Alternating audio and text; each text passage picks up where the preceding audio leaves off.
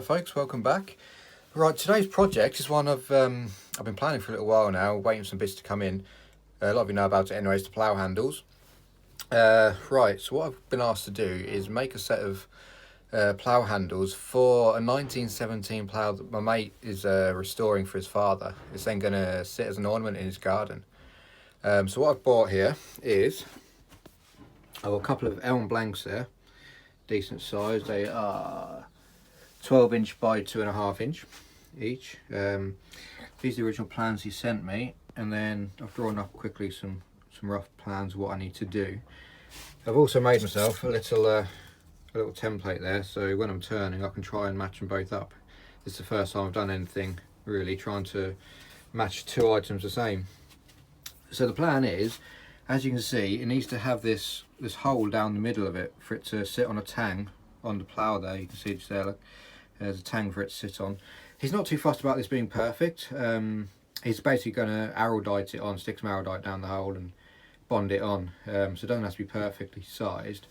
Roughly it's about 15 mil at this end, tapering down to 10 mil this end. There's also a taper on the other dimension going from 10 mil down to 5 mil. Again, it's not critical. My plan is I'm going to use a table saw here. I'm going to cut the blanks in half, open them up, and then I'm going to get a Forstner bit and basically take out a trench all the way down, 10 mil most of the way. Then I'm going to open up to 15 mil. Then I'll just get a chisel, just neaten it up a little bit. Again, it doesn't have to be perfect. I think the rougher it is, the better it will bond and hold on. It's just going to be sat outside in the garden all weather. So like I say, it's not going to be used. I don't have anything personally that can drill this length all in one go. So, and obviously one end's closed, so I can't drill from both ends. So basically that's my plan. Then obviously once I've drilled and chiseled out the trench in the middle, I will glue them back together, let that set overnight, and then hopefully tomorrow I'll come back, get them on the lathe and get them turned. I've got some acrylic gloss lacquer from Chestnut. Where is it? That's what I was waiting for. To excuse all the mess down here. Need to have a bit tidy up. So that's basically my plan, is give it a few coats of this, cut it back, and maybe a quick coat of wax afterwards just to shine it up a little bit. But again, it's only sitting out in the weather, so the main thing is get a load of lacquer on it to protect it. So right, let's see how well this goes.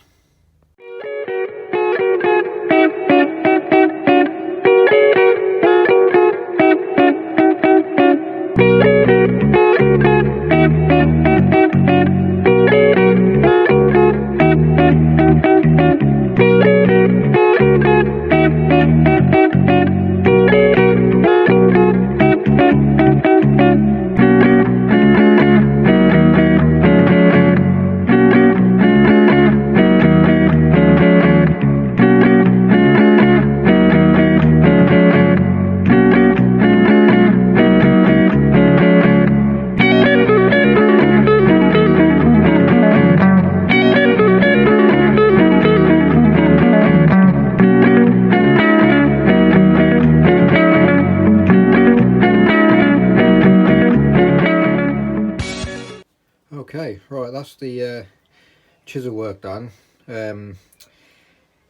Next step's going to be to get it on the belt sander, resurface these faces here so I can glue it back together. I think hindsight I should have done that before I started chiseling out these holes. Oh well, I think it'll go back together perfectly fine. It's not too much of an issue. So I've got plenty of material still to work with for the turning.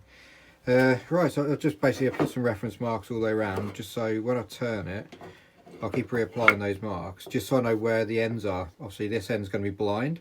This will be the actual end of the handle, so this is just dead wood for the tailstock for some support. Then this end's actually going to be open. Obviously this end will be in the chuck. So I've marked around so that when I part it off, I know where to part it off to be able to open it up, open up the hole and expose it. Not the neatest of jobs by any means, but like I say, it doesn't have to be neat. It's just going on an old plough handle. Well, on an old plough. The spike itself isn't perfect, so it will be filled with epoxy of some sort, I believe, to hold it on. so I'm not too fussed. Considering it's the first bit of chisel work, I'm quite happy really, especially when I got the nice shavings coming off. The last one I actually managed to pare down the sides of these without having to use the hammer. Nice sharp chisel. It's quite a rewarding thing, that really. Nice sound to it as well. It's quite weird. Okay, so next thing I'm going to get belt sander out. It's only a normal handheld one, so I'll be clamping it down to the table saw. Just reface these, then get them glued up. I'll leave them overnight then to dry, and then turn them hopefully tomorrow. Okay, let's crack on.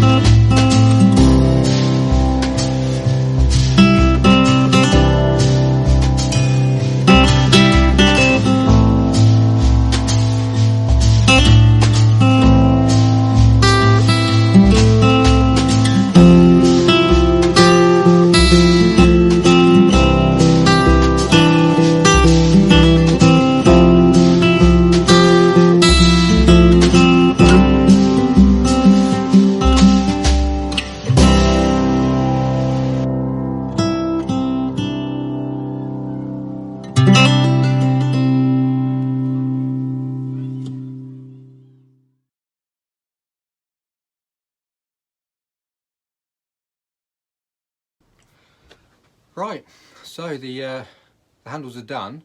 They're not perfectly identical. There we go.